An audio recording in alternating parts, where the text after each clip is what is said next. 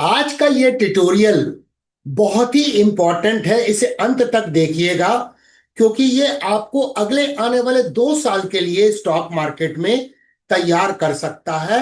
जो various historical inputs मैं आपके साथ शेयर करूंगा। Markets are tough teachers but best mentors. Market हमेशा एक टफ टीचर की तरह बिहेव करता है, लेकिन याद रखिए सबसे अच्छा मेंटर भी वही है, क्योंकि जो सीखने को मार्केट देता है वो कहीं और नहीं मिलता है। लेकिन एक सत्यता और है मार्केट की कि स्टॉक मार्केट का रिटर्न्स कभी भी गारंटीड नहीं होता है। लेकिन अगर हम प्रॉपर रिसर्च करें, डीप रिसर्च करें, तो हमें एक एज मिलता है मार्केट में। लेकिन रिस्क मैनेजमेंट को कभी भी इग्नोर नहीं करना चाहिए। चलिए शुरू करते हैं और अपने आप को आने वाले 2 साल के लिए प्रिपेयर करते हैं। बुल और बेयर मार्केट को समझिए। दोस्तों, सबसे पहले समझना जरूरी है कि बुल मार्केट और बेयर मार्केट होते क्या है। बुल मार्केट की पहले बात करते हैं। जब ऑप्टिमिज्म बहुत हाई होता है, प्राइसेस कंसिस्टेंटली ऊपर जाती है और इन्वेस्टर कॉन्फिडेंस स्ट्रांग होता है। एक तरह की हवा जो सबको बुलिश बना देता है। बेयर मार्केट क्या होता है? इसका जस्ट अपोजिट होता है, यानी बुल मार्केट का अपोजिट होता है। जब प्राइसेस 20% या उससे ज्यादा अपने पीक से गिर जाए तो फियर डोमिनेंट हो जाता है और लगता है कि सब कुछ खत्म हो गया। मार्केट को आप एक साइकिल के रूप में देखिए। बुल और बेयर दोनों एक दूसरे के बिना अधूरे हैं, और इसीलिए हिस्ट्री को समझना, इतिहास को समझना फ्यूचर के लिए एक रियलिस्टिक लेंस देता है। इस वीडियो को अंत तक जरूर देखिए, because markets are tough teachers but best mentors. Market ही तो हमारा गुरु है। वर्ल्ड वॉर टू के पहले के बेयर मार्केट्स 1928 से 1945 के बीच में बेयर मार्केट्स सबसे ब्रूटल थे। एग्जाम्पल के तौर पे देखें, 1929 से 1932 ग्रेट डिप्रेशन, S&P 500 गिरा 86%। ये सबसे बड़ा क्रैश इतिहास का था। 1937 से 1938 एक और ब्रेकडाउन और मार्केट गिर गया 60%। और वॉर ड्रिवन डिक्लाइंस 1939 टू 1940 में करीब मार्केट 26% तक गिर गया। वर्ल्ड वॉर टू के पहले फ्रीक्वेंसी इतनी हाई थी कि लगभग हर 1.5 साल में एक नया बेयर मार्केट आ जाता था। एवरेज ड्रॉडाउन था 41% के आसपास और एवरेज ड्यूरेशन था 15 महीने का। मतलब मार्केट हर कुछ महीने के बाद एक नया शॉक देता था। उस जमाने का मार्केट बहुत अधिक वाइल्ड था। इंस्टीट्यूशंस वीक थे और इन्वेस्टर्स को हर नए क्रैश के बाद सरवाइव करने के लिए रास्ता ढूंढना पड़ता था। आपको मैं एक छोटी सी एनालॉजी देता हूं। आज के जमाने में नेटफ्लिक्स सीरीज हर 6 महीने में एक नई सीजन निकालती है, लेकिन उस वक्त पर बेयर मार्केट ही हर 1.5 साल के अंदर में नया सीजन आपको दे देता था। Bear markets world war two के बाद के वर्ल्ड वॉर टू के बाद सिचुएशन थोड़ी चेंज हुई। गवर्नमेंट्स और इंस्टीट्यूशंस ने स्ट्रांग पॉलिसीज बनाई और मार्केट को स्टेबलाइज करने की कैपेसिटी बढ़ी। एवरेज ड्रॉडाउन गिरकर करीब 33% पर आ गया। एवरेज ड्यूरेशन करीब 12 महीने हो गया। फ्रीक्वेंसी की अगर बात करें तो हर 5 साल में एक बेयर मार्केट की फ्रीक्वेंसी बन गई। एग्जाम्पल के लिए अगर देखें तो 1973 से 1974 का ऑयल क्राइसिस में मार्केट 48% के आसपास गिरा। 2002 के पीरियड में, जिसे डॉट कॉम बबल क्रैश के नाम से हम जानते हैं, मार्केट करीब 49-50% गिरा। 2008 ग्लोबल फाइनेंशियल क्राइसिस में मार्केट करीब 57% गिरा। 2020 कोविड क्रैश के दौरान मार्केट करीब 34% गिरा। मैसेज सिंपल है, सीवियरिटी कम हुई है लेकिन शॉक्स अभी भी बहुत बड़े होते हैं। रिसेशन के साथ के बेयर मार्केट या रिसेशन के बिना वाले बेयर मार्केट। अब एक इंटरेस्टिंग चीज देखते हैं, बेयर मार्केट्स दो कैटेगरी में आते हैं।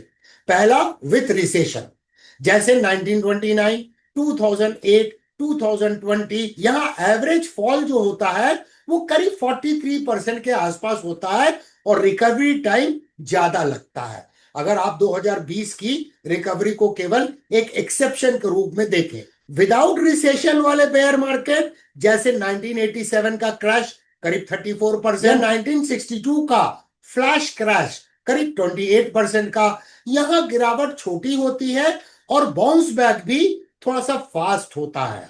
अगर इसे एक लाइन में और सिंपल भाषा में समझें, रिसेशन वाला बेयर मार्केट एक मैराथन होता है, नॉन रिसेशन वाला बेयर मार्केट स्प्रिंट होता है। इलेक्शन साइकिल और टाइमिंग पैटर्न्स।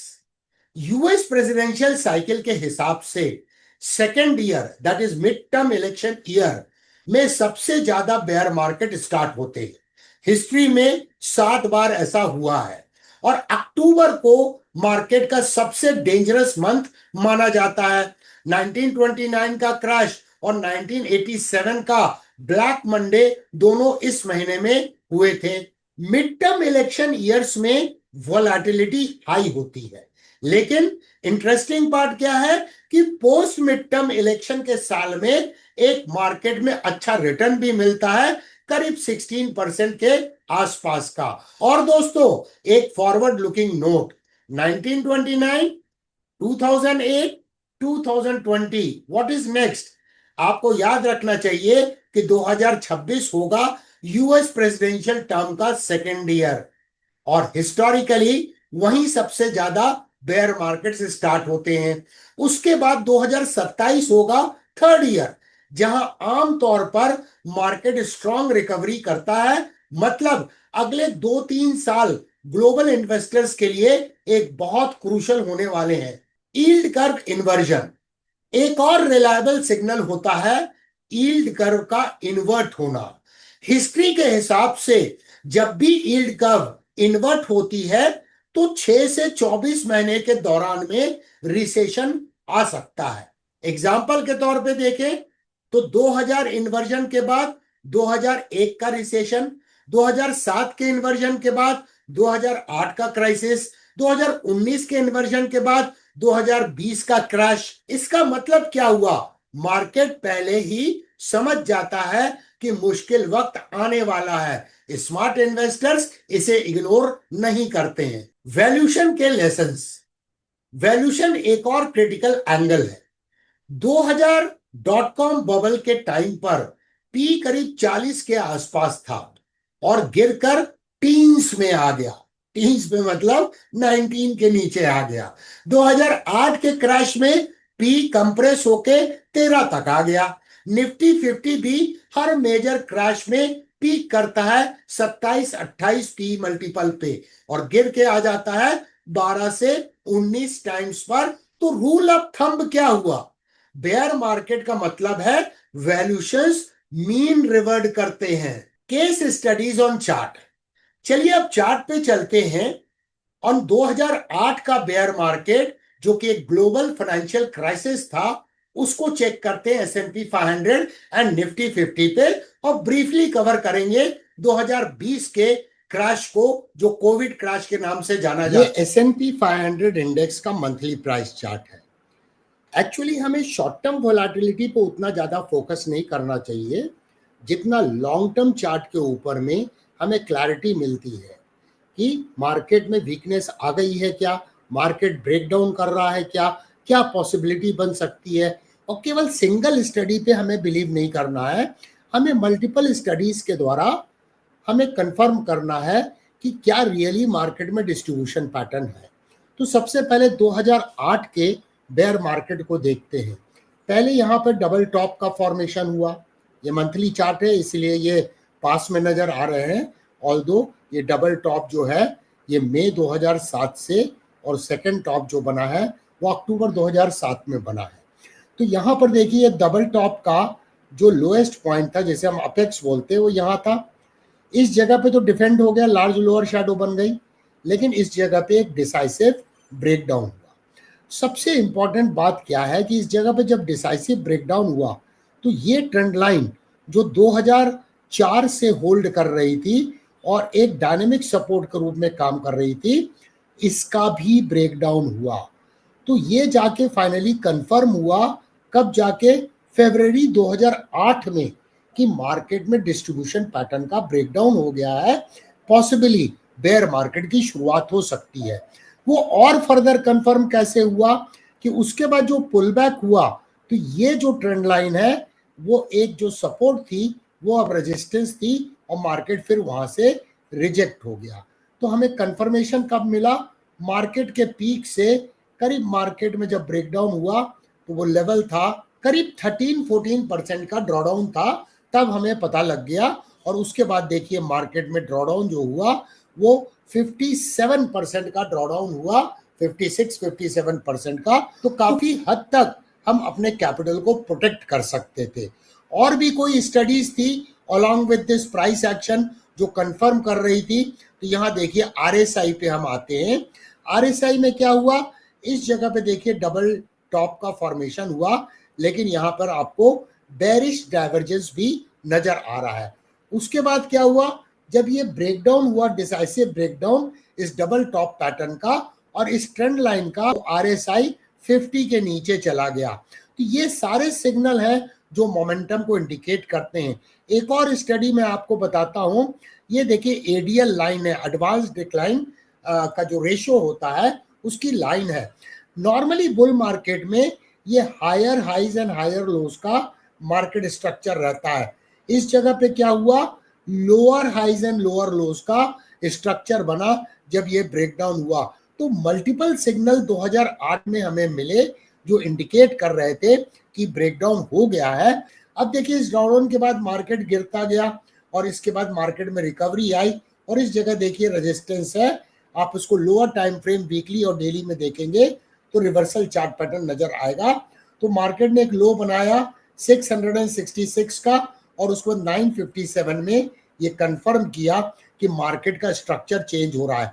अगर यहाँ कंफर्मेशन नहीं भी मिला तो इस जगह देखिए ये लेफ्ट शोल्डर है, हेड है, राइट शोल्डर है, यहाँ ब्रेकआउट हुआ और जब थ्रो बैक हुआ तो प्राइस ने इस नेकलाइन को सपोर्ट किया जो कि कॉन्फ्लुएंस था SMA 200 का। अब ये देखिए 2020 का बेयर मार्केट है।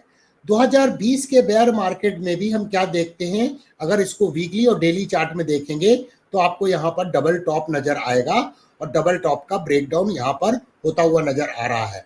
इसके अलावा ये ट्रेंड लाइन देखें जो काफी दिनों से वैलिड थी। ये ट्रेंड लाइन वैलिड थी 2010 से। प्राइस ने यहाँ सपोर्ट लिया, यहाँ सपोर्ट लिया, यहाँ सपोर्ट लिया, यहाँ सपोर्ट लिया, इस जगह सपोर्ट लिया और अल्टीमेटली जाके इस ट्रेंड लाइन का भी यहाँ पर 2020 के बेयर मार्केट में ब्रेकडाउन हुआ। लेकिन गौर करने वाली बात क्या है कि यहाँ पर जो ब्रेकडाउन हुआ था वो डिसाइसिव ब्रेकडाउन नहीं था और इस कारण से मार्केट बहुत फास्ट रिकवर भी किया। और क्या हमें सिग्नल मिल रहे थे, यहाँ देखिए हायर हाइज मार्केट बना रहा था और यहाँ आरएसआई के ऊपर में आपको बेरिश डाइवर्जेंस भी नजर आ रहा था कि जब ये ब्रेकडाउन हुआ तो आरएसआई 50 के नीचे चला गया मंथली चार्ट पर और यहाँ पर जो एडीएल लाइन थी वो लोअर हाइज का मार्केट स्ट्रक्चर बनाने लगी।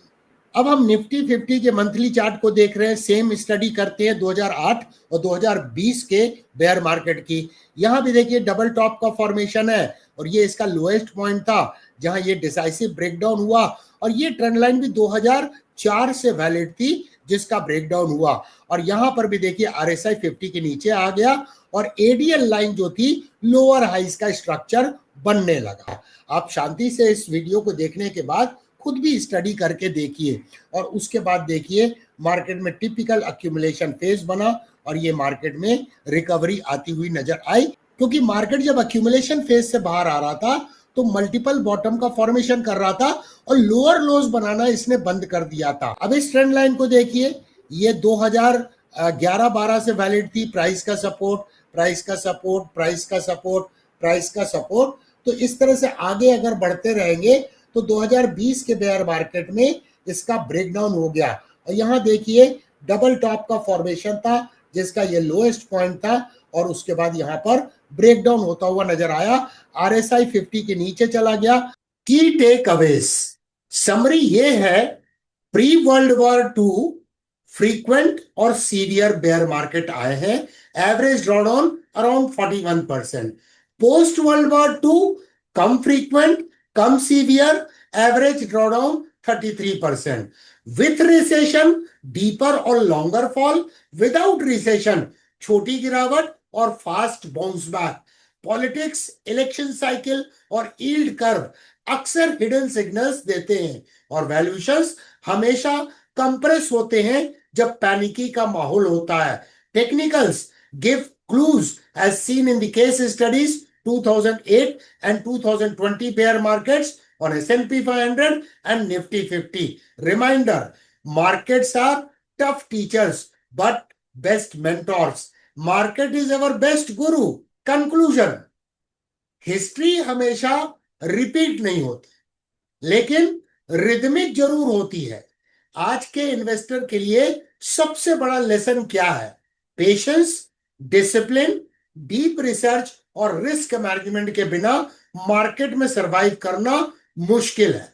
आपको ये हिस्टोरिकल पर्सपेक्टिव कैसा लगा?